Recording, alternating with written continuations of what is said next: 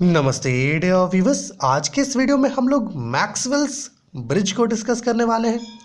मेरे प्यारे व्यूअर्स, देखिए हम लोग एसी ब्रिजेस को डिस्कस कर रहे हैं। एसी ब्रिजेस में कुछ वैसे ब्रिजेस होते हैं प्यारे व्यूअर्स जिसकी मदद से आप जो कॉइल होता है कॉइल उसके सेल्फ इंडक्टेंस को मेजर कर सकते हो। ठीक है, उन्हीं में से एक one of the most convenient bridge जो है वो मैक्सवेल्स ब्रिज है। इसकी मदद से आप सेल्फ इंडक्टेंस को मेजर कर सकते हो किसी भी कॉइल का। लेकिन ये जो मैक्सवेल्स ब्रिज है, जैसा हम लोग समझ पा रहे हैं कि ये एक्चुअली में सेल्फ इंडक्टेंस मेजर कर रहा है, लेकिन ये यहीं तक नहीं है। एक्चुअली में मैक्सवेल्स ब्रिज दो प्रकार का होता है। एक को हम लोग कहते हैं मैक्सवेल्स इंडक्टेंस ब्रिज और एक को कहते हैं मैक्सवेल्स इंडक्टेंस कैपेसिटेंस ब्रिज। तो पहले हमें थोड़ा मैक्सवेल्स ब्रिज जो है वो ये किस प्रिंसिपल पर कार्य करता है, इसका क्या क्या टाइप्स है, उसे देखने के बाद हम लोग यहाँ पर आएंगे और फिर देखेंगे कि ये जो मैक्सवेल्स ब्रिज है ये कौन सा टाइप है, आज फर्स्ट या सेकंड। ठीक है, ये देखेंगे। मेरे प्यारे व्यूअर्स, देखिए बेसिकली ये जो मैक्सवेल्स ब्रिज है ये मैक्सवेल्स ब्रिज जो है प्रिंसिपल ऑफ कंपैरिजन पर कार्य करता है। मतलब है कि सर्किट में जैसे आपके पास कॉइल गिवन है, कॉइल का आपको सेल्फ इंडक्टेंस पता करना है, तो ये सेल्फ इंडक्टेंस आप किसी दूसरे कॉइल के सेल्फ इंडक्टेंस से कंपेयर करके पता कर सकते हैं, या फिर अगर वहाँ कोई कैपेसिटर प्रेजेंट है तो उसके कैपेसिटेंस से कंपेयर करके पता कर सकते हैं। दो तरीका है, दो मेथड है ना, आपका ये सेल्फ इंडक्टेंस पता करने का। और इसी मेथड पर बेस्ड अपना जो मैक्सवेल्स ब्रिज है वो दो प्रकार का होता है। यहाँ देखिएगा, the operation of Maxwell's bridge is based on the principle of comparison. Maxwell's bridge का जो ऑपरेशन है वो प्रिंसिपल ऑफ कंपैरिजन पर बेस्ड है, which means the unknown inductance value is determined by comparing it with a standard value of inductance और capacitance। ठीक है, आपका जो अननोन इंडक्टेंस होगा इसके वैल्यू को आप कैसे डिटरमाइन कर सकते हो, किसी भी एक स्टैंडर्ड वैल्यू ऑफ इंडक्टेंस से कंपेयर करके या फिर स्टैंडर्ड वैल्यू ऑफ कैपेसिटेंस से कंपेयर करके। तो जब आप अननोन इंडक्टेंस पता कर रहे होगे, ठीक है, by comparing it with a standard value of inductance, जब आप इंडक्टेंस से कंपेयर करके अननोन इंडक्टेंस पता कर रहे होगे तो उस केस में जो मैक्सवेल्स ब्रिज है वो कहलाएगा मैक्सवेल्स इंडक्टेंस ब्रिज, और जब आप कैपेसिटेंस से कंपेयर कर रहे होगे तो उस समय वो कहलाएगा मैक्सवेल्स इंडक्टेंस कैपेसिटेंस ब्रिज। यहाँ पर देखिएगा चीज़ें हम लोग लिख करके रखे हैं। Types of Maxwell's bridge depending on the method used to determine the value of unknown inductance, there are the following two types of Maxwell's bridge। ठीक है, जो मेथड आपने यूज किया है अननोन इंडक्टेंस को डिटरमाइन करने के लिए, अननोन इंडक्टेंस के वैल्यू को डिटरमाइन करने के लिए जो मेथड आपने यूज किया है उसके बेसिस पर, है ना, डिपेंडिंग ऑन द मेथड यहाँ पे लिखा है हम लोगों ने, उसके बेसिस पर दो हिस्सों में हम लोगों ने मैक्सवेल्स ब्रिज को डिवाइड कर दिया। फर्स्ट क्या है आपका मैक्सवेल्स इंडक्टेंस ब्रिज और दूसरा क्या है मैक्सवेल्स इंडक्टेंस कैपेसिटेंस ब्रिज।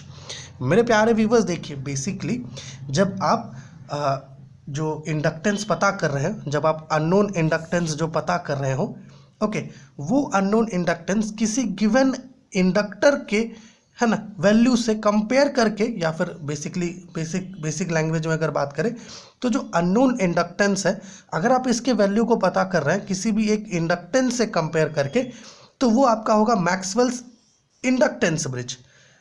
ये पहला वाला।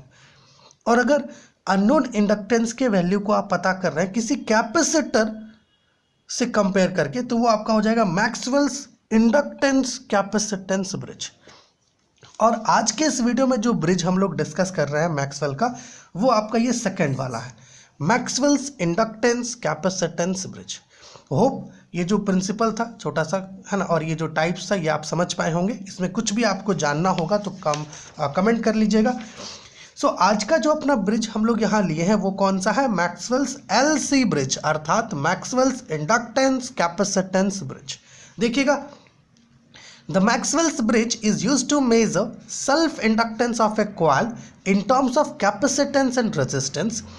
Maxwell's bridge can also be called as Maxwell's LC bridge. ठीक है, देखिए बेसिकली आज की इस वीडियो में जो ब्रिज हम लोग लिए हैं, ठीक है, उसको हम लोग मैक्सवेल्स एलसी ब्रिज भी कह रहे हैं, क्योंकि हम लोग जो इंडक्टेंस का वैल्यू निकालने वाले हैं वो कैपेसिटेंस से कंपेयर करके निकालने वाले हैं। ठीक है ना, ये चीज़ें आप समझ गए होंगे, और ये भी आप समझ गए होंगे कि मैक्सवेल्स ब्रिज की मदद से आप कॉइल के सेल्फ इंडक्टेंस को कैलकुलेट कर सकते हैं।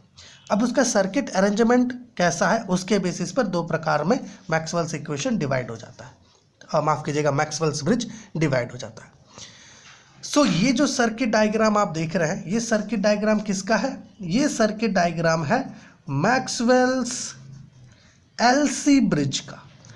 ओके, क्योंकि यहाँ पर देखिए हमारा जो आर्म CD है, इसमें एक इंडक्टर लगा हुआ है या एक कॉइल लगा हुआ है जिसका इंडक्टेंस L है, और इसके जस्ट अपोजिट आर्म में आप देखो एक कैपेसिटर है, एक वेरिएबल कैपेसिटर। मतलब इसका जो वैल्यू हम लोग निकालेंगे ना, वो इस वेरिएबल कैपेसिटर से कंपेयर करके निकालेंगे। इसलिए जो ब्रिज है ना, ये क्या क्या कहला रहा है? Maxwell's LC bridge. ठीक है, मतलब हम लोग आज के इस वीडियो में इसकी बात कर रहे हैं, मैक्सवेल्स एलसी ब्रिज की।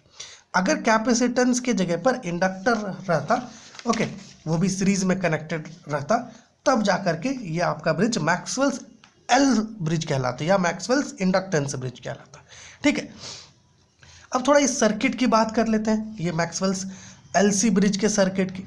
देखिए इस सर्किट में बेसिक जैसे 4 आर्म्स होते हैं AC वेटस्टोन ब्रिज में, उसी प्रकार से यहाँ पर भी 4 आर्म्स है, AB, BC, CD और AD। हमारा यहाँ पर ये जो BC है, ओके, ये जो AB है, ये जो AD है ना, ये जो आर्म्स है AB, BC, AD, इन तीनों में रजिस्टेंसेस है, non inductive resistances R1, R2 और R3। आर्म AB में आप देखिए पैरेलली हम लोगों ने एक वेरिएबल कैपेसिटर कनेक्ट किया है ना, C। इसका वैल्यू जो है आप वेरी कर सकते हो, वेरिएबल है ये।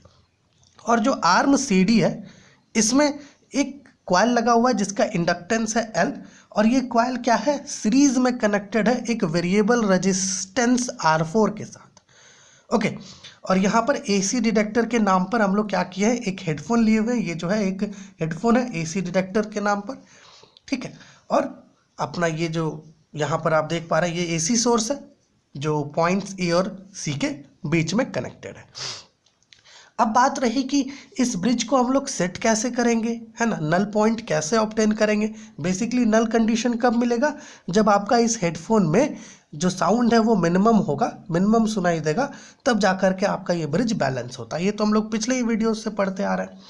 बट देखिए यहाँ पर इस मैक्सवेल्स एलसी ब्रिज के केस में हमें 2 बैलेंस इक्वेशंस मिलता है। ठीक है, ओके, और वो दोनों बैलेंस इक्वेशंस अभी हम लोग डिराइव भी करेंगे। तो बेसिकली ये होता कैसे है, इसका मेथड क्या है? देखिए होता ये है मेरे प्यारे व्यूअर्स कि सबसे पहले इस सर्किट के अंदर हम लोग पहुंचते हैं इस वेरिएबल रजिस्टर R4 के पास, और ओके, और इसको वेरी करने के लिए हमारा जो भी इसमें सेटअप करना होता है वो करते हैं। ओके, उस सेटअप में सबसे पहला जो सेटअप आता है वो आपका होता है R1 और बाई R2 का। ओके, R1 बाई R2 का सेटअप होता है। ठीक है, हम लोग इस R1 बाई R2 को, ठीक है, ये जो रेशियो है इसको कुछ मतलब कुछ वैल्यू एडजस्ट करके दे देते हैं, और इसी वैल्यू के अकॉर्डिंग क्या करते हैं, अपना ये जो वेरिएबल रजिस्टर है R4 इसको वेरी करते जाते हैं, है ना। कब तक वेरी करना है? तब तक वेरी करना है जब तक हमें इस हेडफोन में मिनिमम साउंड सुनाई ना दे। मान लीजिए हमें जो है इस हेडफोन में मिनिमम साउंड सुनाई दे दिया, अब क्या होगा भाई? मिनिमम साउंड जब आपको सुनाई दे दिया तो होगा ये मेरे प्यारे व्यूअर्स कि हमें जो पोटेंशियल मिलेगा इन 2 पॉइंट्स पर B और D पर वो सेम होगा। अब इस केस में आप इस कैपेसिटर के पास चले जाइए, इस कैपेसिटर को वापस से क्या करिए? वेरी करना चालू कीजिए। जब आप इसको वेरी करिएगा तो जो मिनिमम साउंड हमें मिला था उससे भी मिनिमम साउंड जब आपको मिलेगा, मतलब इससे भी और कम साउंड जब आपको सुनाई देगा इस हेडफोन के अंदर, तब जाकर के आपका ब्रिज परफेक्टली बैलेंस होगा। ओके, इसलिए यहाँ पर 2 कंडीशंस हम लोग को डिराइव करना होता है। यहाँ पर देखिएगा हम लोगों ने मेथड लिखा है, मेथड देखिएगा यहाँ पर, to obtain balance conditions R1 by R2 is kept a simple ratio, ठीक है, and R4 is varied until the headphone gives minimum sound. R4 को क्या करेंगे? वैरी करेंगे। ये जो अपना वेरिएबल रजिस्टर है R4, इसको वेरी करेंगे until the headphone gives minimum sound. Now the potentials at B and D are equal in magnitude. Potentials जो होगा पॉइंट्स B और D पर वो मैग्नीट्यूड में इक्वल हो जाएगा. Okay, after this the capacitance C is varied until the sound in the headphone reduces further. ठीक है, आप इस वेरिएबल कैपेसिटर को भी कुछ वैल्यूज़ को वेरी करते रहिए, है ना, ताकि आपको जो साउंड है वो और मिनिमम सुनाई दे, तब जाके आपका ये ब्रिज परफेक्टली बैलेंस होगा.